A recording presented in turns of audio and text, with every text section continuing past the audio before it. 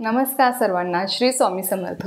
आजच्या व्हिडिओमध्ये आपण धनत्रयोदशीची पूजा मांडणी कशी करावी, नैवेद्य कोणता दाखवावा, त्याचप्रमाणे उत्तर पूजा कशी करावी याबद्दल संपूर्ण माहिती बघणार आहोत। बघा, धनत्रयोदशी हे 29 ऑक्टोबरला आहे आणि बघा या दिवशी आपल्याला धन्वंतरी देवताची पूजा करायची असते। बरेच जण या दिवशी आपल्या घरातल्या धनाची, दागदागिने यांची पूजा करतात, पण खरं म्हणजे या दिवशी आपल्याला धनतेरसला आपल्याला धन्वंतरी देवतेची पूजा करायची असते। बघा, आपलं खरं धन म्हणजे आपलं शरीर आहे, कारण की शरीर जर आपलं चांगलं असेल तर आपण सगळं काही करू शकतो। नाही तर आपल्याकडे कितीही पैसा असला पण आपलं शरीर आपल्याला साथ देत नसेल, आपण काही करू शकत नाही, तर अशा वेळेस तो पैसासुद्धा काहीच कामाला येत नाही। म्हणूनच आपलं खरं धन म्हणजे आपलं शरीर आहे आणि त्यामुळेच आपल्या कुटुंबातल्या सगळ्या व्यक्तींना आयु आरोग्य लाभावं यासाठीच आपल्याला धन्वंतरी देवतेची पूजा करायची असते। बघा, धन्वंतरी देवता हे भगवान विष्णूंचे अवतार आहेत। भगवान विष्णूंच्या 24 अवतारांपैकी ते एक अवतार आहेत। जेव्हा समुद्र मंथन झालं होतं तेव्हा 5वे रत्न हे धन्वंतरी देवता बाहेर पडले होते आणि म्हणूनच आपल्याला या दिवशी धन्वंतरी देवतेची पूजा करायची असते। आता याची पूजा मांडणी कशी करावी, काय करावी ही आपण साध्या सोप्या शब्दात जाणून घेऊया। बघा, सगळ्यात प्रथम तुम्हाला धनतेरसला प्रदोषकाळी 5:30-6 वाजता तुम्हाला ही पूजा मांडणी करायची आहे। तुम्हाला एक पाट किंवा चौरंग घ्यायचा आहे, त्यावर तुम्हाला एक लाल कलरचं वस्त्र अंथरायचं आहे। त्यानंतर सर्वात प्रथम तुम्हाला दीप प्रज्वलित करायचा आहे। आता बघा, कोणतीही सेवा किंवा कोणतीही पूजा आपण जेव्हा करतो तेव्हा आपल्याला ती अग्निदेवतेच्या साक्षीने करायची असते, कारण की तिथे जर अग्निदेवता नसतील तर त्या पूजेला काही अर्थ राहत नाही, ती पूजा आपली अपूर्ण आहे असं समजलं जातं। म्हणूनच सगळ्यात आधी आपल्याला दिवा लावून घ्यायचा आहे, दिव्याची आपल्याला पूजा करायची आहे। दिव्याला आपल्याला हळद कुंकू अक्षता वाहून घ्यायचे आहेत, फूल अर्पण करायचं आहे। त्यानंतर त्या पाटावर किंवा चौरंगावर तुम्हाला धन्वंतरी देवतेचा फोटो ठेवायचा आहे। तुम्हाला स्क्रीनवर दिसत असेलच, धन्वंतरी देवतेचा फोटो तुम्हाला ठेवायचा आहे। आता तुमच्याकडे धन्वंतरी देवतेचा फोटो नसेल तर तुम्ही सुपारी स्वरूप पण त्यांची स्थापना करू शकता। तांदळावर तुम्ही सुपारी ठेवून स्वरूपात पण तुम्ही धन्वंतरी देवतेची स्थापना करू शकता। त्यानंतर तुमच्या डाव्या बाजूला पूजा मांडणीमध्ये तुमच्या डाव्या हाताला तुम्हाला कळस मांडायचा आहे। कलश कसा मांडायचा आहे तुम्हाला सगळ्यांना माहीत आहे, तरी पण तुम्हाला मी एकदा सांगते। सगळ्यात आधी खाली तांदळाची रास करून घ्यायची, त्यावर तांब्या तुम्हाला घ्यायचा आहे पाण्याने भरलेला। त्यात तुम्हाला एक नाणं, एक सुपारी टाकायचं आहे, अक्षर टाकायचे आहेत, एक फूल टाकायचं आहे। त्यावर तुम्हाला 5 विड्याची पानं तुमच्याकडे नसेल तर 5 तुम्ही आंब्याची पानं घेऊ शकता। त्यावर तुम्हाला नारळ ठेवायचा आहे आणि त्या कलशाची पण तुम्हाला पूजा करायची आहे। कलशाला पण तुम्हाला हळद कुंकू अक्षता व्हायच्या आहेत, फूल अर्पण करायचं आहे। त्यानंतर बघा, आता सगळ्यात प्रथम आपल्याला गणपती बाप्पांची पूजा करायची असते। त्यामुळे तुमच्या देवघरात जी गणपती बाप्पाची मूर्ती आहे ती तुम्हाला तामणात ठेवायची आहे आणि त्या मूर्तीवर तुम्हाला पाण्याने अभिषेक करायचा आहे। पाण्याने अभिषेक करताना तुम्हाला ओम गण गणपते नमः या मंत्राचा 11 वेळेस किंवा 21 वेळेस जप करायचा आहे। ती मूर्ती स्वच्छ पुसून घ्यायची, खाली अक्षर टाकून तुम्हाला गणपती बाप्पाची स्थापना पूजा मांडणीमध्ये करायची आहे। गणपती बाप्पाला तुम्हाला अष्टगंध लावायचा आहे, हळद कुंकू अक्षता व्हायच्या आहेत, दुर्वा जर असतील तर दुर्वा अर्पण करायचे आहेत, फूल अर्पण करायचं आहे। त्यानंतर तुम्हाला गूळ आणि खोबऱ्याचा नैवेद्य गणपती बाप्पाला अर्पण करायचा आहे। आता झालं गणपती बाप्पाची पूजा। त्यानंतर बघा, आपल्याला धन्वंतरी देवतेचा आपण जो फोटो ठेवलेला आहे त्याची आपल्याला पूजा करायची असते। धन्वंतरी देवतेला तुम्हाला हळद कुंकू अक्षता व्हायचे आहेत, त्यानंतर फूल अर्पण करायचं आहे। आता त्यानंतर तुम्हाला तुमच्या देवघरामध्ये जर माता लक्ष्मीची मूर्ती असेल किंवा फोटो असेल तो तुम्हाला ते ठेवून घ्यायचा आहे।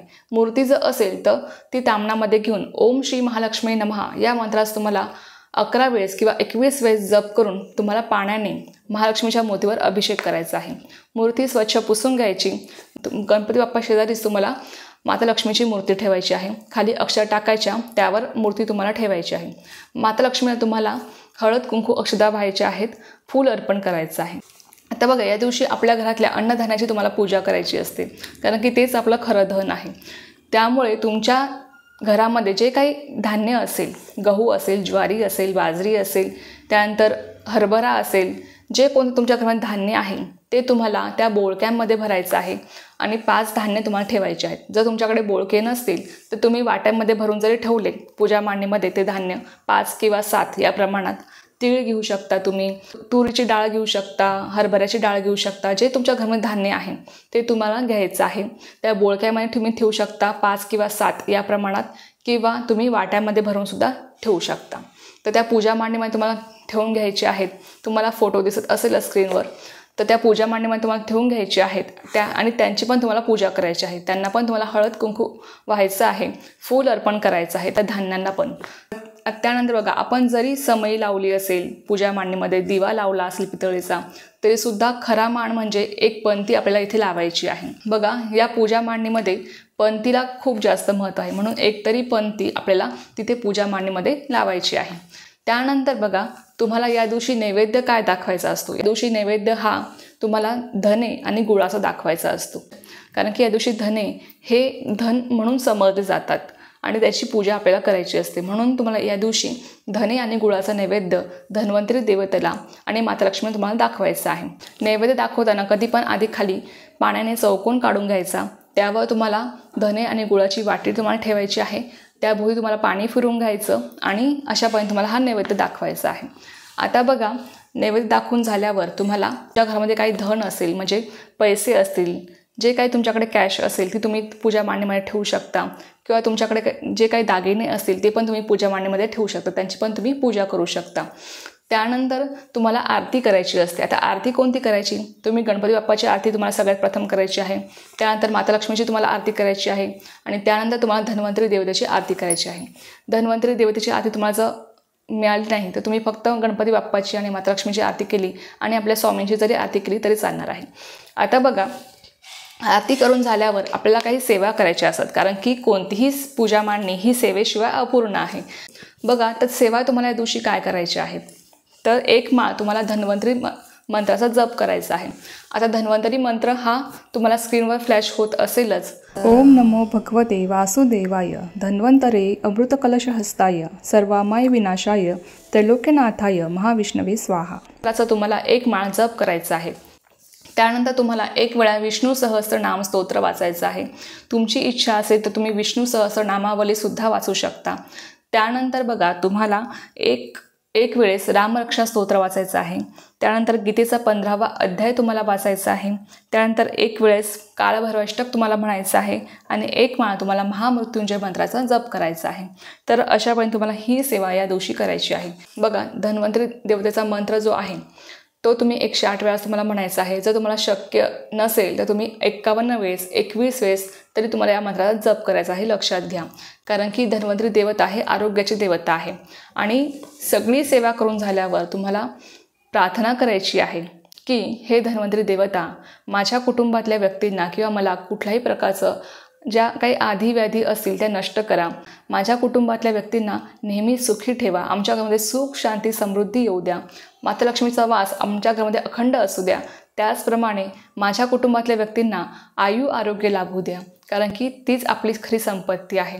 आणि अशापर्यंत तुम्हाला प्रार्थना करायची आहे. या दिवशी तुमच्या घरामध्ये आयुर्वेदिक काही औषधं असतील तर त्यांची पण तुम्ही पूजा मांडणीमध्ये त्यांचा पण तुम्ही समावेश करू शकता, त्यांची पण तुम्ही पूजा करू शकता.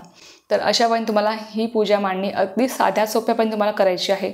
फार काही अवघड नाही आहे. आणि लक्षात घ्या, या दिवशी तुम्हाला यमदीपदान करायचं असतं. 13 दिवे लावायचे असतात. आता 13 दिवे कसे लावावे आणि यमदीपदान कसं करावं, कोणता मंत्र बोलावा, ही संपूर्ण माहिती मी तुम्हाला पुढच्या व्हिडिओमध्ये देईन. आता उत्तर पूजा करताना बघा, उत्तर पूजा तुम्हाला धनतेरसच्या दुसऱ्या दिवशी करायची आहे. उत्तर पूजा करताना सगळ्यात प्रथम तुम्हाला धन्वंतरी देवतेचा जो फोटो आहे तो तुम्हाला जागच्या जागी ठेवून द्यायचा आहे, किंवा जर तुम्ही सुपारी ठेवली असेल ती पण तुम्हाला व्यवस्थित ठेवून द्यायची आहे, जेणेकरून ती तुम्हाला पुढच्या वर्षी पण वापरता येईल. त्यानंतर जे कलश तुम्ही मांडलेला आहे त्याचं जी खाली तांदळाची रास तुम्ही घेतलेली आहे ती तुम्ही धान्यात टाकू शकता.